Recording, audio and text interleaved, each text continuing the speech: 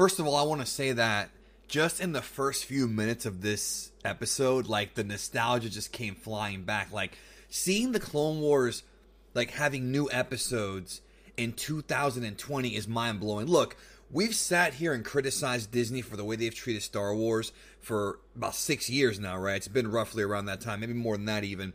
And we got to give them props where props is due. They didn't have to bring back Clone Wars. They didn't have to do this. And they did it, and because of that, they should be applauded for it. You know, I'm happy that they brought back a show that was pretty much unfinished. Dave Filoni still had many scripts and storyboards that were never done, and is going to allow the man to finish telling his story. I love that about them, and just seeing, like, the intro with the voiceover, it's like it never left. It's like we never left that world. Like, it's just starting back up again, like it was, you know, like there was never a break. And I was so happy to see it. Again, credit to Disney for allowing us to get this back. So this is my review for Star Wars The Clone Wars Season 7, Episode 1, The Bad Batch. Now, if I'm being honest, when it comes to the content of this episode, there was nothing here that I really found to be too incredibly important yet. Of course, the season still has 11 more episodes to go, but nothing here really stuck out to me as being something that is pivotal in making the prequel trilogy better or pivotal in the entire saga, at least as of yet. But the thing that's interesting about Bad Batch is the concept art for this, and there's been discussions of this episode for many years before this was even produced. This is one of the ones that we had kind of heard about a while back, and this is the finalized version. And in many ways, that is more interesting than the actual content, in my opinion.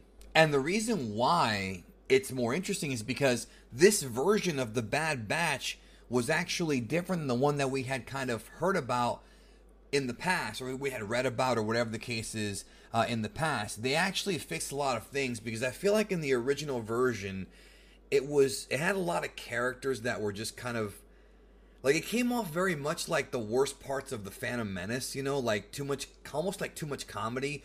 This felt a bit more focused, but also it does suffer from some of the problems that the prequels do suffer from, and that is that even though as a viewer I care about Anakin Skywalker and Mace Windu, because it's a prequel, who by the way are the two main Jedi in this one, because it's the prequel, we already know their outcomes. But if this will serve to, like, kind of bond them together, so that way when Anakin does betray him in Revenge of the Sith, you know, it has more meaning. But at the same time, when I watch the clones and the droids fight, I've always kind of felt like Clone Wars has helped us relate with the clones more, but it's still just clones and droids. Like, there's not really that human, you know, that sort of, how can I put it, that connection to those characters as much as it should be. And that does take away a little bit, which is why I feel like the old Clone Wars show, although fun, has tons of filler episodes.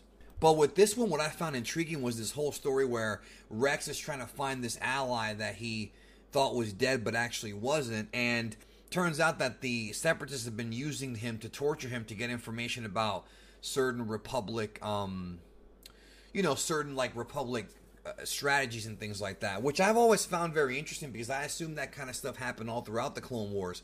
When you have Palpatine being secretly in control of both sides, he can easily tell Dooku and Grievous, as Sidious, of course, he can tell them what the strategies are going to be for the Republic, and then vice versa. So it's always been, to me, very intriguing. And the thing I want from this season is just for them to focus on the characters more than stuff like this, because at the end of the day, we know the outcome. And so the best thing to do is focus on stuff like Ahsoka Tano and Darth Maul, because we already know what happens to Anakin and Mace and Rex. Like, we know that. And maybe that's just me, but that's the way I'm kind of looking at it. So I was okay with Filoni's decision to kind of center this season around Ahsoka and Darth Maul, or formerly Darth Maul, now he's just Maul.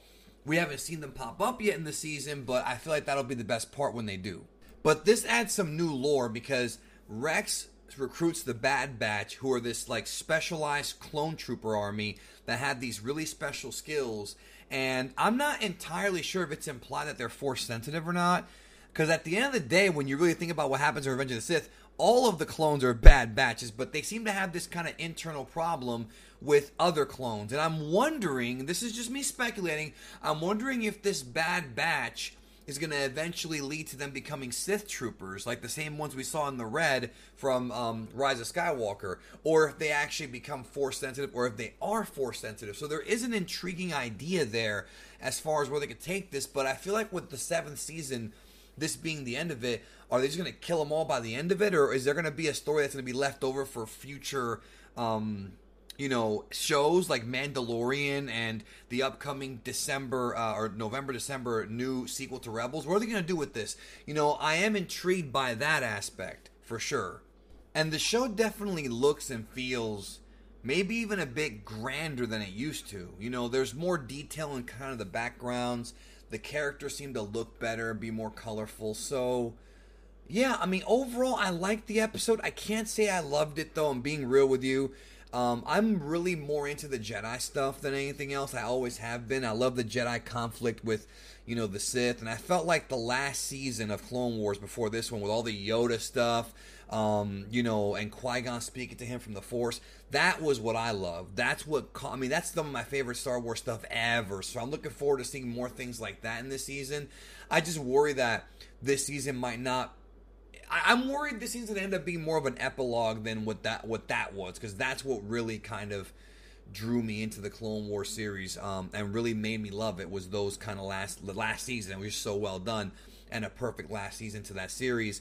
But I'm very curious about where they go here, because there is unfinished business, especially with Ahsoka, that we're probably going to get to later. So, yeah, those are my thoughts. Let me know yours. Thanks for watching, and we'll talk soon.